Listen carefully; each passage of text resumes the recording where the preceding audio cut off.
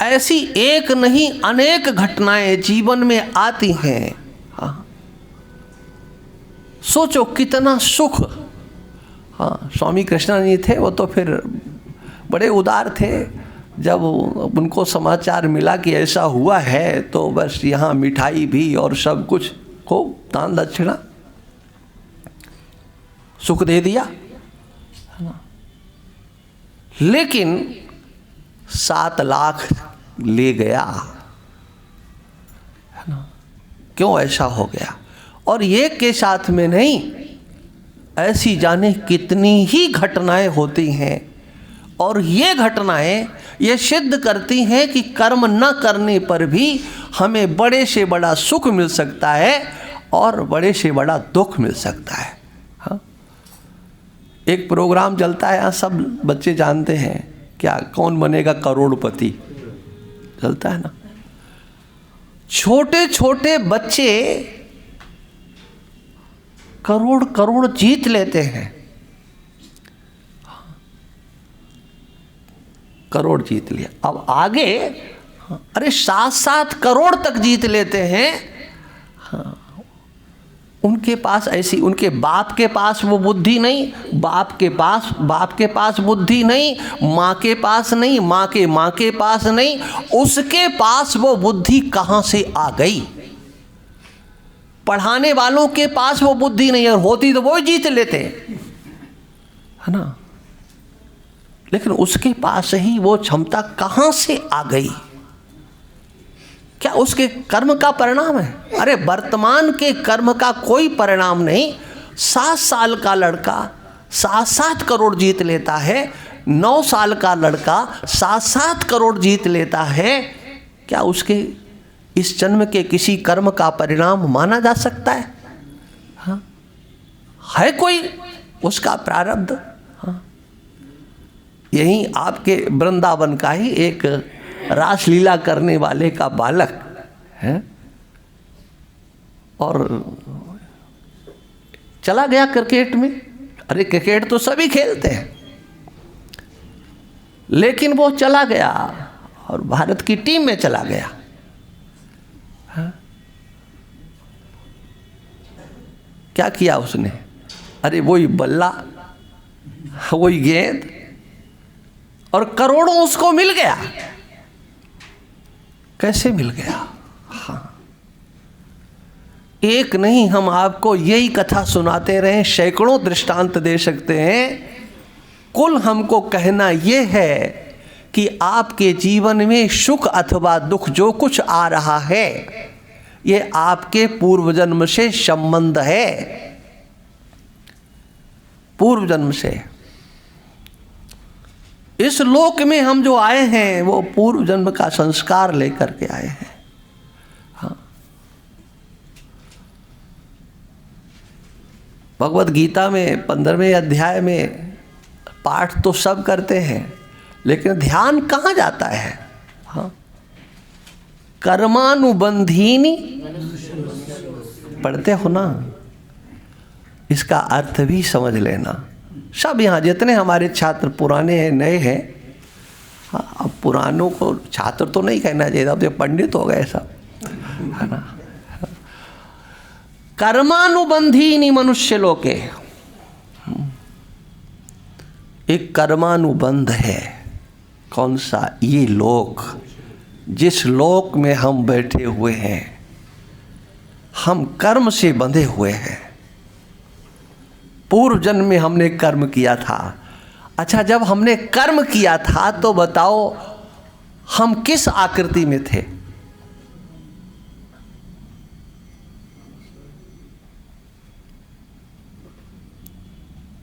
नहीं बता सकते हो।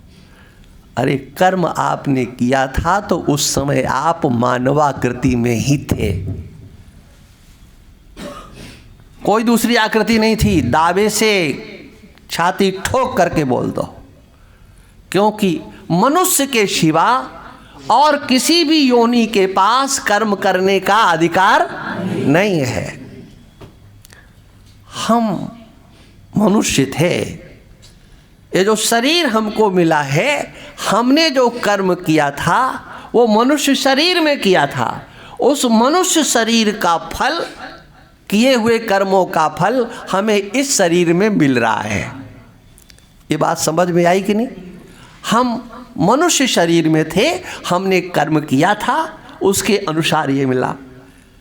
क्योंकि कर्म बिना स्थूल शरीर के, मानवाकृति के मिले बिना कर्म हो नहीं सकता। यहां तक बात हो गई ना? अब आप चलिए, उस समय जब मानवाकृति में रह करके आपने कर्म किया था, जिसके अनुसार फलस्वरूप वर्तमान में ये शरीर और उसमें सुख दुख मिला, तो सोचो उस समय जो शरीर हमको मिला था वो किसके अनुसार मिला? वो भी पूर्व जन्म के अनुसार मिला। हमने एक लाइन दे दी है, वहां जाकर के खड़े होंगे जहां से ईश्वर की सृष्टि प्रारंभ हुई और जहां से हमें पहली बार मनुष्य शरीर मिला है। ये कोई ऐसा दर्शन नहीं है, ऐसी चर्चा नहीं है कि आओ शास्त्र में लिखा है। अरे शास्त्र को एक बार अलग रख दो और अपनी बुद्धि का उपयोग करो। कर्म का फल मानवाकृति में ही भोगा जा सकता है, ये भी बता दे। सुख अथवा दुख, उसका विज्ञान हमारे पास होना चाहिए कि हमारे पास सुख आया, हमारे पास दुख आया। हम तभी भोक्ता बनते हैं, उसका ज्ञान हमारे पास में हो। भोक्तापने का ज्ञान हमारे पास होना चाहिए। बिना किए, इसलिए ये वर्तमान जो हमको मिला हुआ है, अब ये प्रश्न हो सकता है फिर जब हमको सुख दुख इत्यादि सब बिना किए ही मिलना है तो अब हम क्या करें? बिना किए, हाँ, तो कुछ ऐसा है जो बिना किए मिलेगा। लेकिन आज वर्तमान में जो आपको ये शरीर मिला है, इसका उपयोग है। इसलिए मैंने एक दिन कहा था कि भोगायतनम शरीरम, लेकिन कर्मायतनम शरीरम। ये कर्म करने का अधिकार ईश्वर के द्वारा या ईश्वर कल्प वेद भगवान के द्वारा, हाँ, कर्म करने का अधिकार केवल मानवाकृति में ही प्राप्त है। कर्म करो, ये उपदेश किसी और को किया ही नहीं जा सकता, देवताओं को भी नहीं किया जा सकता है कि तुम करो। उनको कर्म का उपदेश नहीं है, हाँ, क्योंकि वो तो सत्कर्मों का पूंजीभूत फल है, वहां तक पहुंच गए, अब कुछ प्राप्त नहीं करना है। आपको अधिकार मिला हुआ है और ये निश्चित समझ लो कि अच्छा करोगे तो अच्छा फल आगे मिलेगा और बुरा करोगे तो बुरा मिलेगा। ये आपके पूर्व कर्मों के चिंतन से बात सिद्ध हो जाती है कि ये कर्मायतन है, कर्म भूमि है, ये कर्म क्षेत्र है ये, और कर्म से हम बंधे हुए हैं। और वो जो हमारे कर्म, हाँ, अभी स्वामी जी सुना रहे थे ना, हाँ, फिर आना पड़ेगा, हाँ, और यही तो भगवान कृष्ण कहते हैं, क्या कहते हैं, हाँ, तथा देहांतर प्राप्ति, हाँ, और दूसरे शरीर की प्राप्ति होगी। तब अब क्या हमारा कर्तव्य क्या होता है? अब हमारा कर्तव्य ये बनता है कि हम कम से कम की बात कह रहा हूं, ज्यादा नहीं कर सकें तो इतना तो कर लें कि ईश्वर को हमारे कर्मानुसार हमको ये मानवाकृति देने के लिए बाध्य होना पड़े। हमारे कर्मों का फल ईश्वर देगा। इतना हम कर्म, ऐसा कर्म करें कि ईश्वर के पास भी इस आकृति को देने के सिवा और कोई दूसरा रास्ता नहीं। सुख अथवा दुख ये तो अन्य योनियों में भोगे जा सकते हैं, लेकिन कर्म नहीं किया जा सकता है। ऐसा कर्म हम करें कि जिससे कि ईश्वर को लगे कि अब इसका रास्ता तो आगे जाना है। मानवाकृति देने के लिए ईश्वर को बाध्य होना पड़े। मैंने पहले भी कभी सुनाया होगा, एक जालौन के सज्जन थे। एक बार पूज्यपाद प्रातः स्मरणीय महाराज श्री युगपुरुष श्री महाराज का कार्यक्रम था, तो उसमें महाराज श्री को जाना था। वहाँ गए, मैं महाराज श्री की सेवा में था। तो वहाँ एक सज्जन, उन्होंने सिफारिश लगवाई महाराज श्री से, युगपुरुष श्री महाराज से सिफारिश लगवाई। और महाराज श्री के पास आए कि हमको मंत्र चाहिए और आपसे ही चाहिए। अब ऊपर से बात आई थी, तो महाराज श्री ने कहा कि करते क्या हो? तो बोले मैं पढ़ाता हूँ, स्कूल में समय से जाता हूँ, पूरी मेहनत करता हूँ।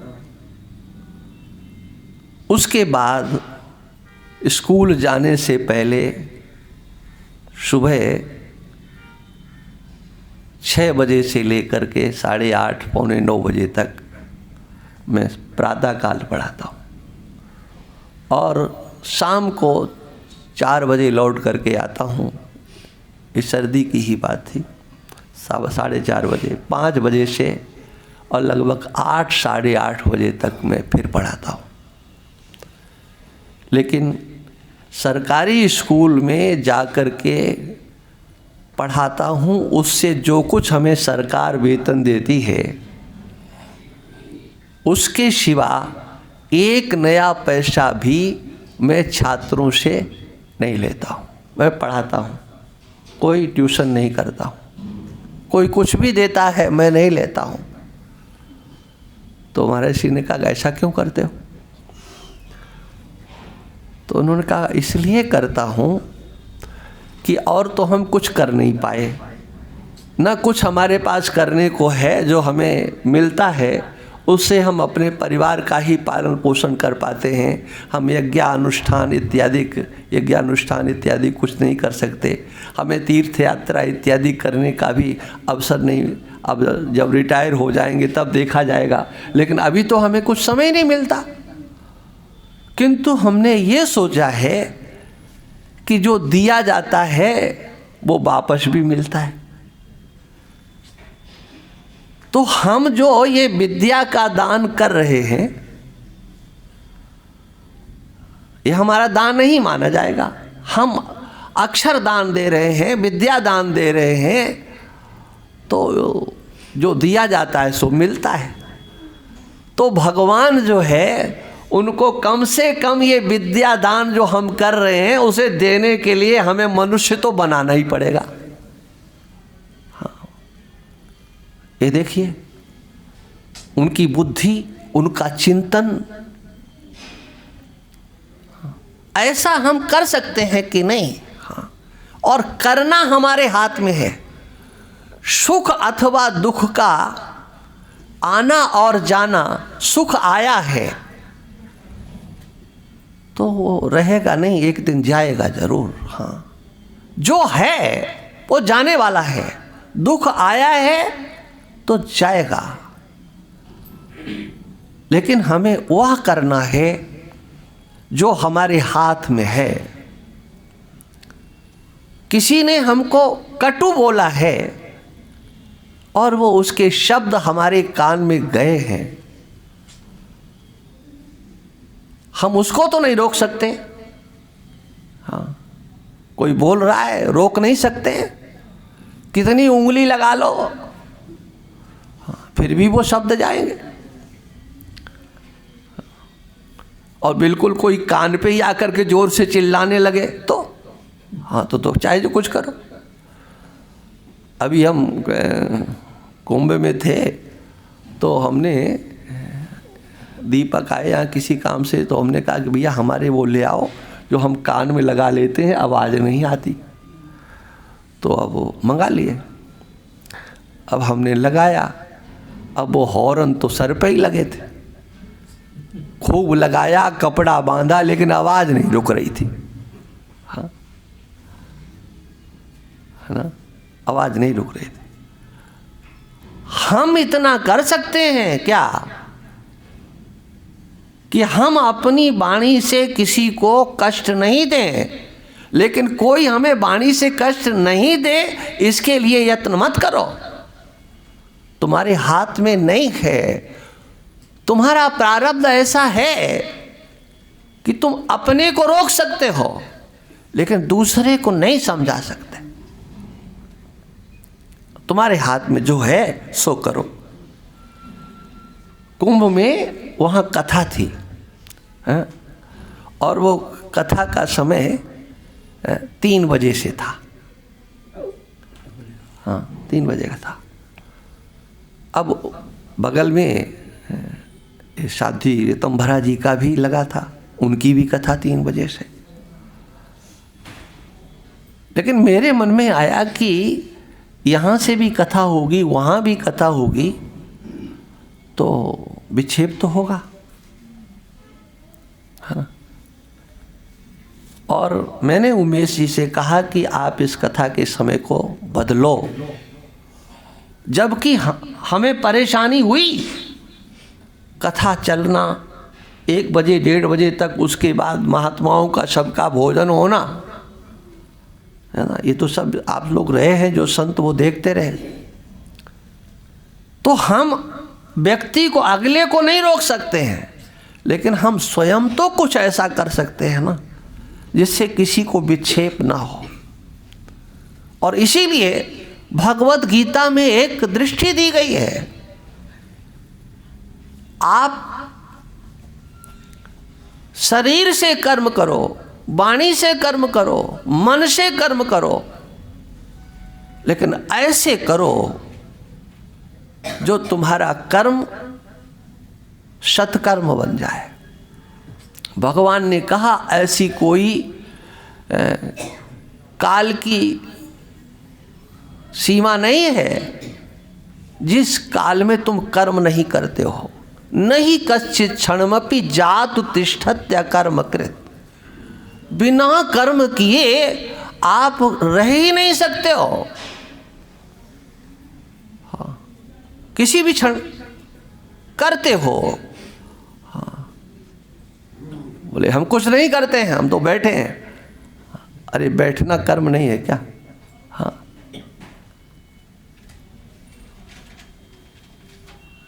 कोई अनुशासन करता है बैठ जाइए, तो आप बैठ जाते हैं। तो बैठना भी क्रिया हो गई।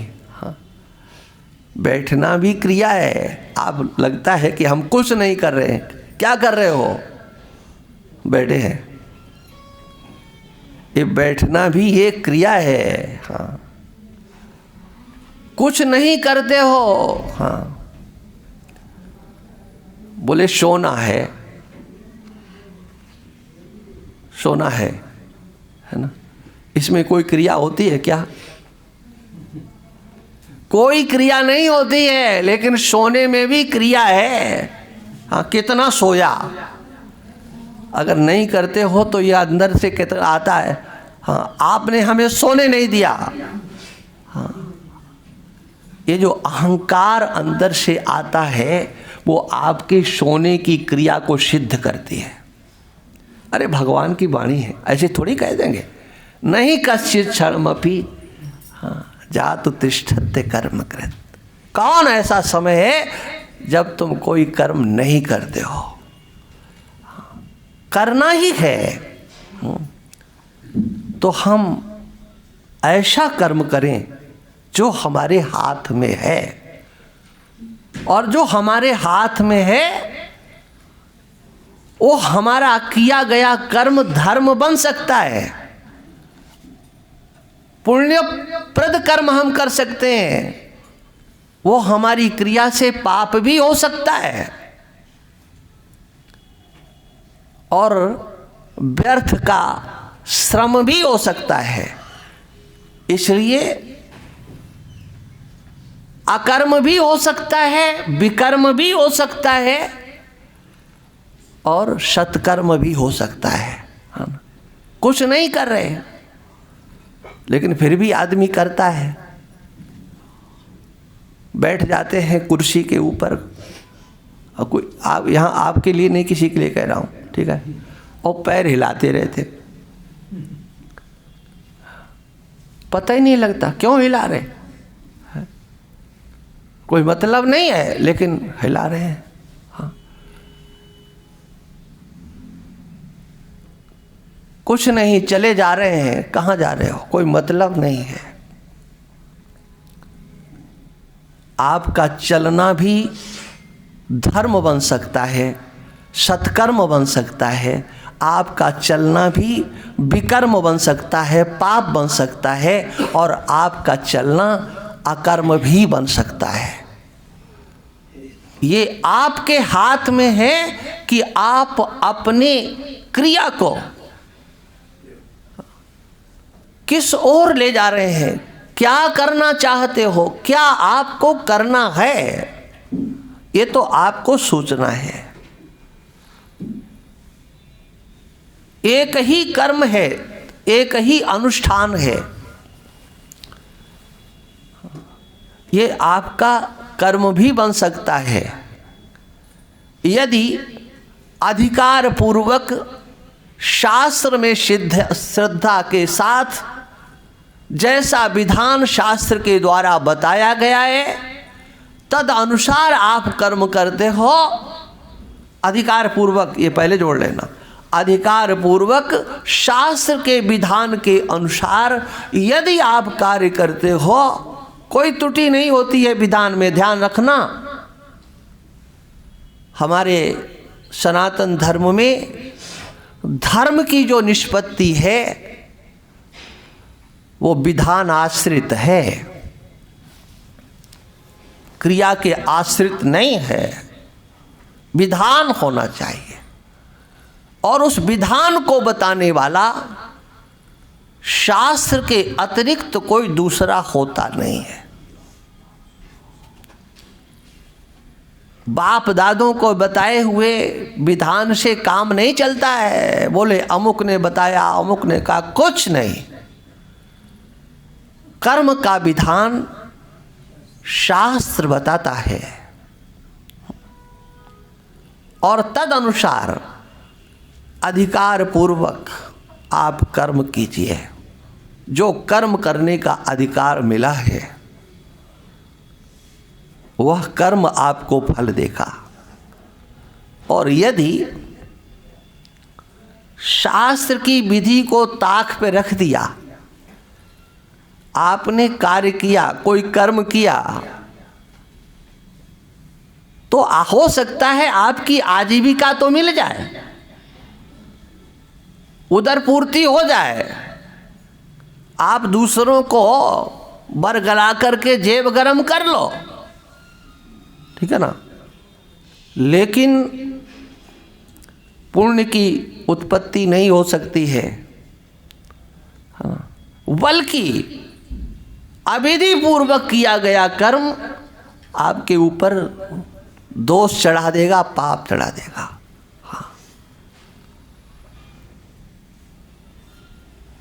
एक सज्जन वहाँ कुंभ में आए थे, मैंने कहा भी था, फिर कह रहा हूँ। उन्होंने कहा कि हम सतचंडी कर रहे थे। अच्छा बताया क्या, 100 कुंडी, 108 कुंडी हम यज्ञ कर रहे, 108 कुंडी हम यज्ञ करने जा रहे हैं। मैंने कहा ये तो बहुत अच्छा है। तो ये हमारे पंडित भी बैठे हुए थे। हाँ, हमने कहा ब्राह्मण कितने, 108 कुंडी यज्ञ में ब्राह्मण आचार्य कितने? हाँ बोले वो तो ज़्यादा नहीं है, वो 11 तो होंगे। अब सोचिए आप, 108 कुंडी यज्ञ हो रहा है और ब्राह्मण है 11। हाँ। तामस धर्म करहि नर पूजा जप तप दान, देव न बरसई धरनी बयो न जामे धान। लोग कहते हैं अरे आजकल तो बड़ा धर्म का प्रचार हो रहा है, आजकल श्रद्धा लोगों की बढ़ रही है। जैसे अभी कुंभ ही हुआ, हाँ का बड़ी श्रद्धा बढ़ रही है। हाँ अब भैया मैं ज़्यादा विरोध में नहीं बोलूँगा। हाँ कहेंगे अच्छा आप, हाँ नहीं तो आज असली सच्ची बात करो ना, तो हाँ झंडा लेके खड़े हो जाएंगे, आपने ऐसा कैसे बोल दिया। हाँ श्रद्धा दिख रही है जी, हाँ है नहीं, आभास है,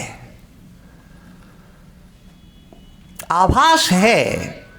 हाँ जहाँ श्रद्धा होना चाहिए वहाँ श्रद्धा नहीं दिखती है। श्रद्धा तो हमारी शास्त्र में पहले दिखना चाहिए, वेद में हमारी श्रद्धा दिखनी चाहिए। श्रद्धा अनुसार हम कर्म करें। गंगा नहाने में हमारी श्रद्धा है, हाँ? लेकिन गंगा कैसे नहाएं उसका भी विधान लिखा हुआ है। विधान को कोई मानेगा? अभी हम बता भी दें, मानोगे? कोई नहीं मानोगे, नहाओगे जरूर। हाँ विधान में श्रद्धा है। देव दर्शन में भीड़ लग रही है, लेकिन कैसे देव दर्शन करना है उसका भी तो एक विधान है। मंदिर में जाना है, भगवान का कैसे दर्शन करना है, कैसे खड़े होना है, प्रणाम करना है तो कैसे करना है।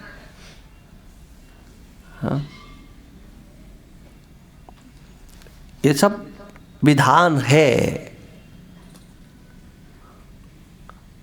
उस विधान के अनुसार व्यवहार होना चाहिए, तब हमारा वो कर्म। देखो साधना की जहाँ तक बात आती है, वो साधना शास्त्रानुसार हो। घर में रह करके, जंगल में जा करके नहीं, संन्यास ले करके नहीं, लाल कपड़े पहनने से नहीं है। ये लाल पीले कपड़े पहनने मात्र से कुछ होता है? कभी नहीं होता है, कुछ नहीं होता है।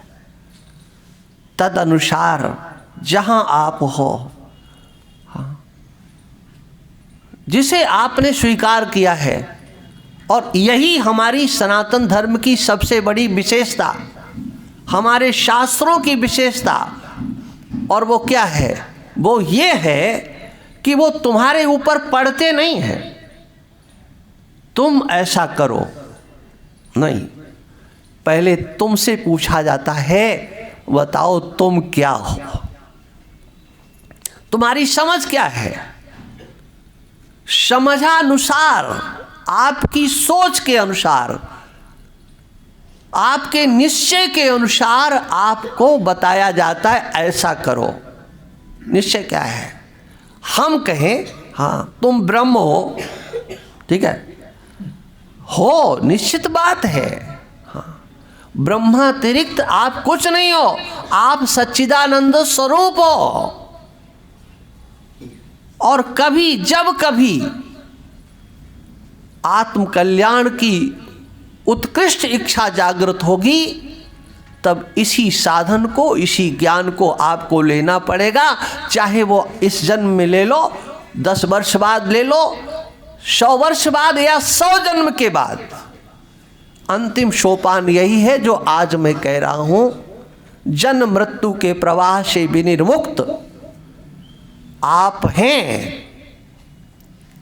लेकिन हमारे कहने से थोड़ी होगा, है ना। तब ये सनातन धर्म के आचार्यों की, ऋषियों की प्रणाली है। आपसे पूछते हैं, बताओ आपका निश्चय क्या है? आप अपने को क्या समझते हो? हमारी बात छोड़ दो, आपका जो निश्चय है पहले बताओ। तुम अपने को क्या मानते हो? जो मानते हो तदनुसार शास्त्र में तुम्हारे लिए कर्तव्य आ गया।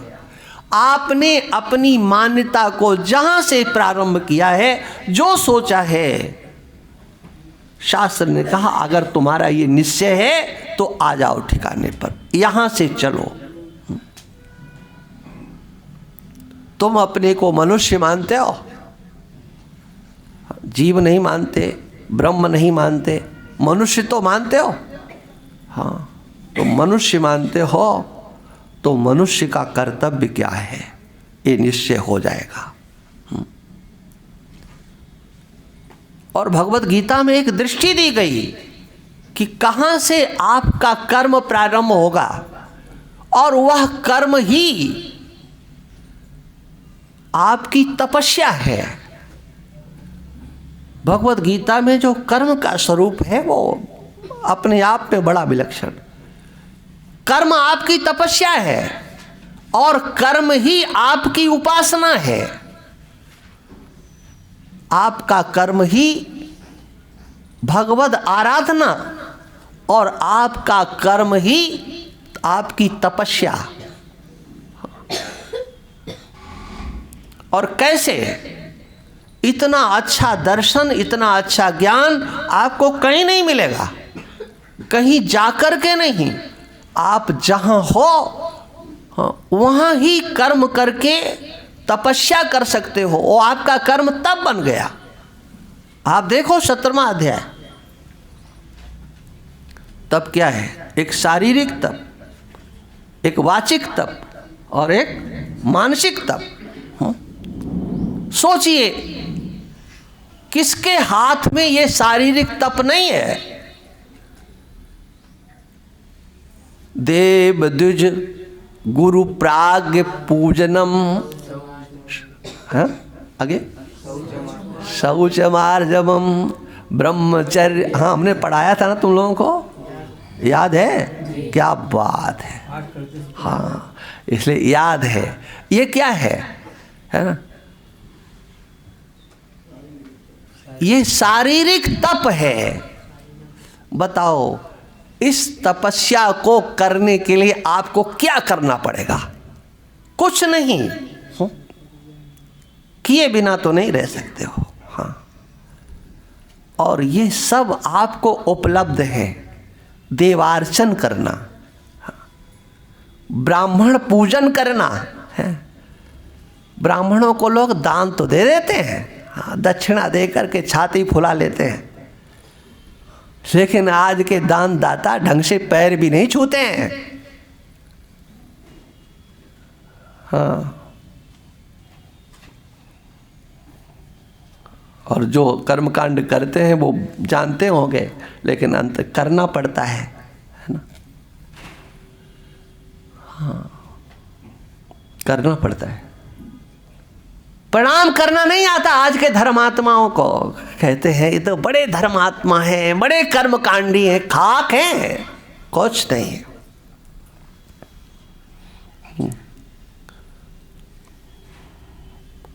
देव का अर्चन करना, हाँ?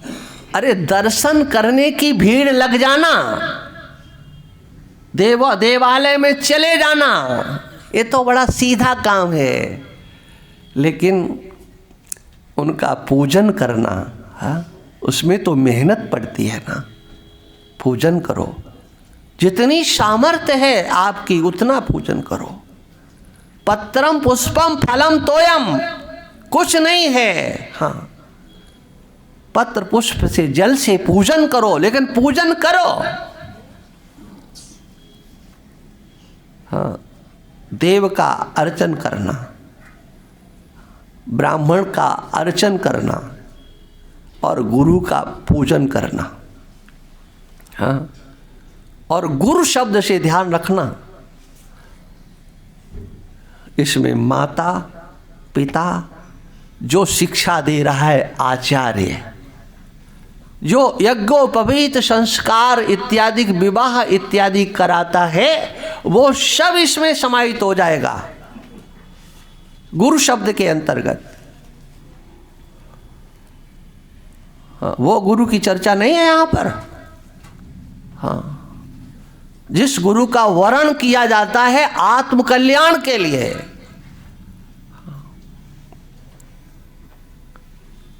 उसके लिए तो श्रोत्री और ब्रह्मनिष्ठ होना बहुत आवश्यक है। श्रोत्री भी हो, ब्रह्मनिष्ठ भी हो। हाँ, ब्रह्म की चर्चा करना अलग बात है। हाँ, बोले ये तो ज्ञानी जी महाराज हैं, ब्रह्म ज्ञानी जी हैं, कोई भी बन जाओ ब्रह्म ज्ञानी, क्या लगता है। लेकिन श्रोत्रिय ब्रह्मनिष्ठम, और ये किस लिए? अपना कल्याण करने के लिए, साक्षात्कार करने के लिए। प्रत्यगात्म स्वरूप परमात्मा का साक्षात्कार बिना आचार्योपदेश के नहीं हो सकता है, गुरु के बिना नहीं हो सकता है। हाँ, और उसका जो स्वरूप होता है बिल्कुल विलक्षण होता है। हाँ, और प्राज्ञ पूजनम, प्राज्ञ का पूजन। यहाँ प्राज्ञ शब्द का अर्थ है तत्ववेत्ता, ब्रह्मवेत्ता, आत्मवेत्ता। प्राज्ञ पूजनम शौच मार्जवम, इसमें किसी दूसरे की आवश्यकता नहीं है और किसी विशेष सामग्रियों की भी आवश्यकता नहीं है।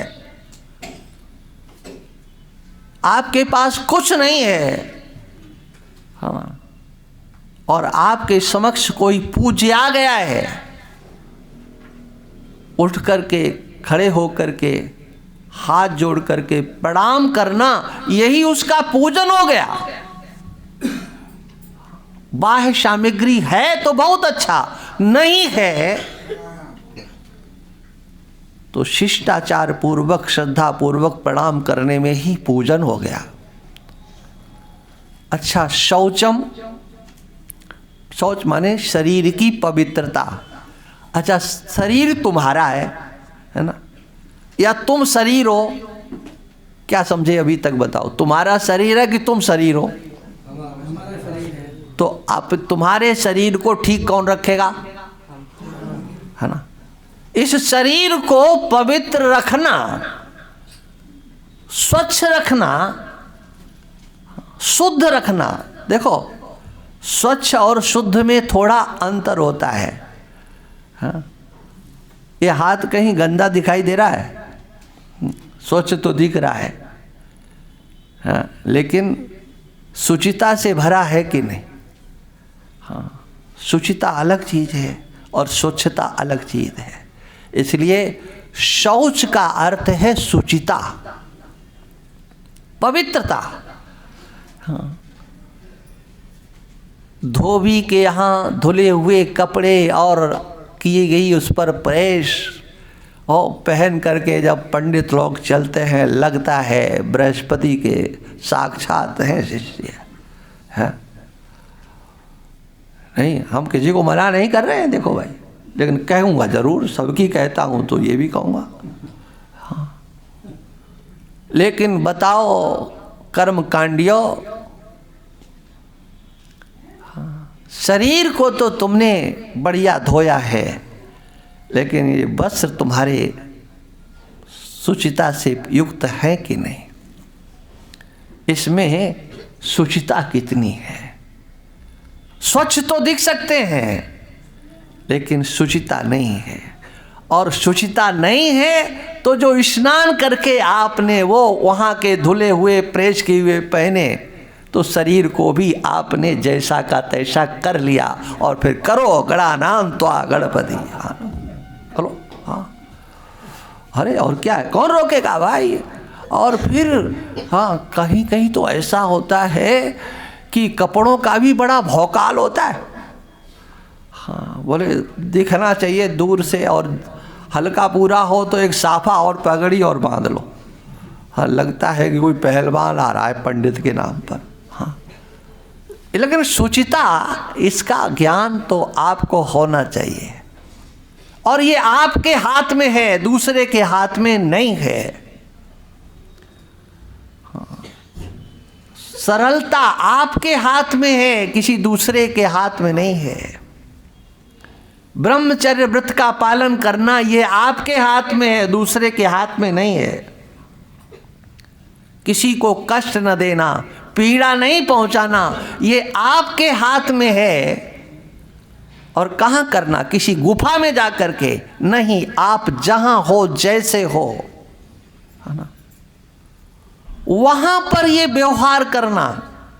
उसके लिए वेश बदलने की जरूरत नहीं है, किसी देश में जाने की जरूरत नहीं है कि बोले हाँ हिमालय में संत रहते हैं।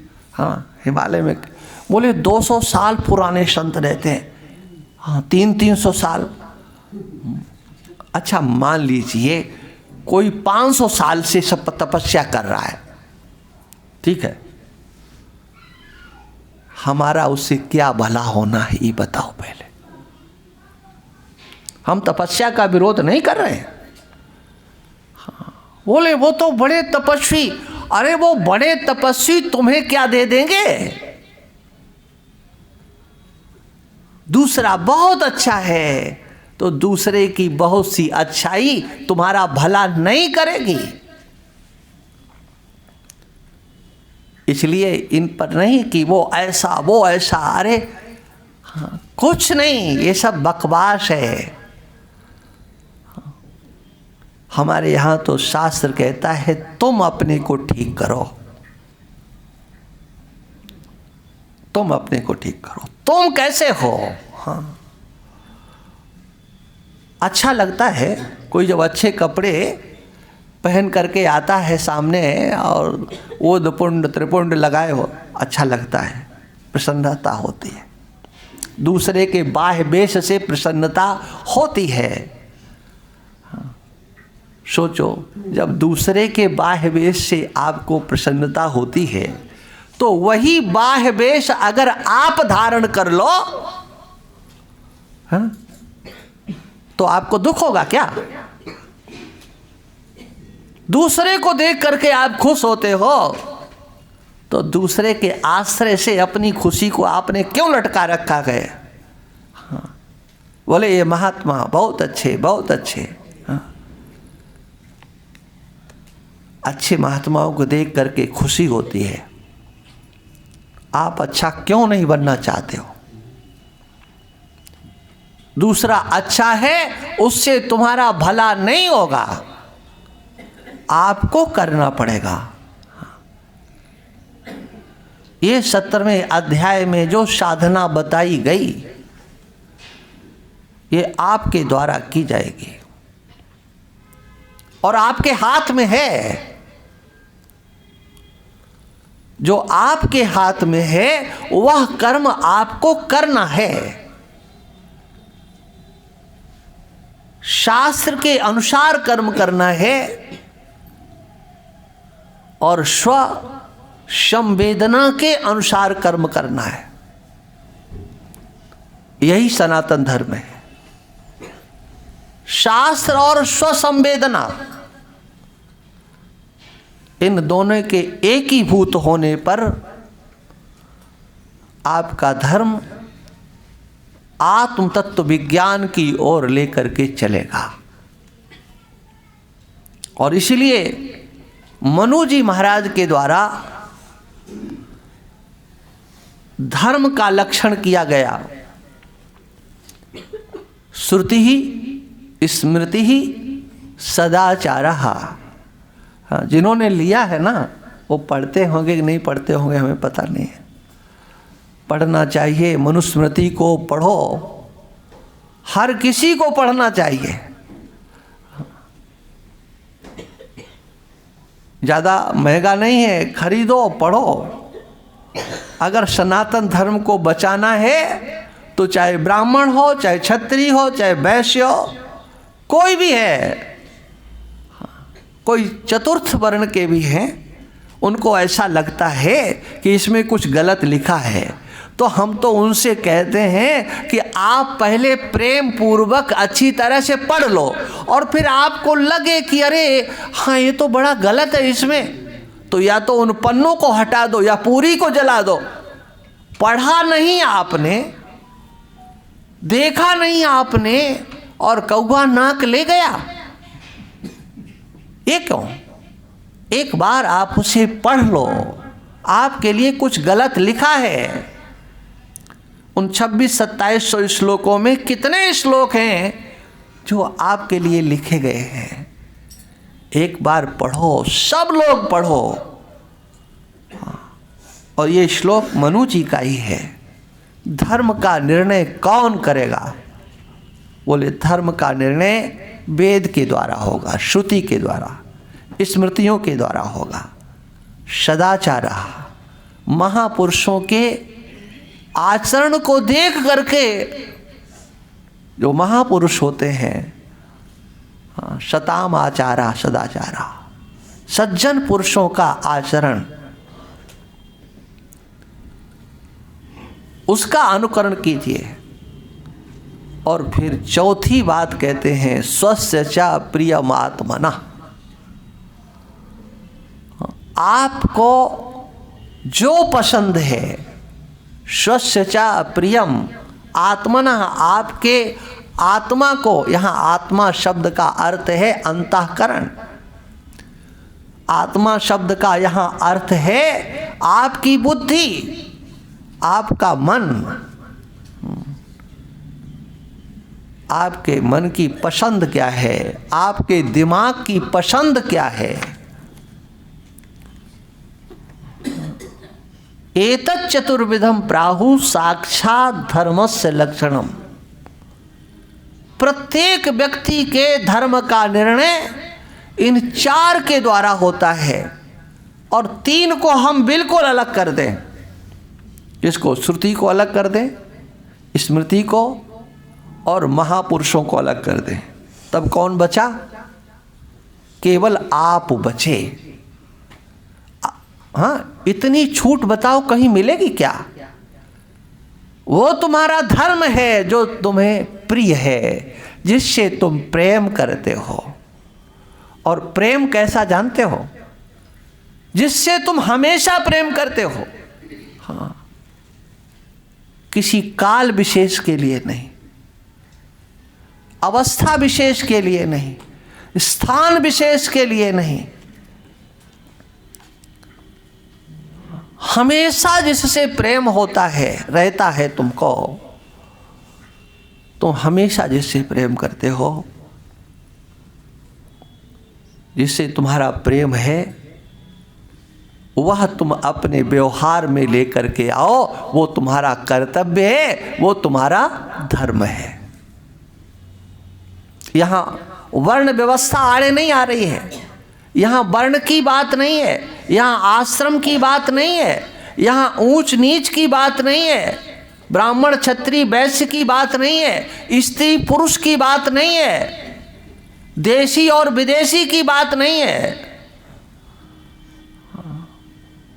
मनुष्य मात्र के अंतर को झकझोर दिया है मनु जी महाराज ने। बताओ तुम्हें क्या अच्छा लगता है? और जानते हो जो हमेशा अच्छा लगता है उसका नाम धर्म है, और वो मनुष्य का धर्म है, वो मानव धर्म है। और मानव धर्म से युक्त जो होता है, कहा जाता है इसमें मानवता है। और इसीलिए शंकराचार्य भगवान कहते हैं मनुष्य होना मात्र पर्याप्त नहीं है, मानवाकृति के साथ उसमें मनुष्यत्व चाहिए, है ना। अग्नि तो सर्वत्र है, हमने जहां हाथ रखा हुआ है, बताओ यहां अग्नि है कि नहीं?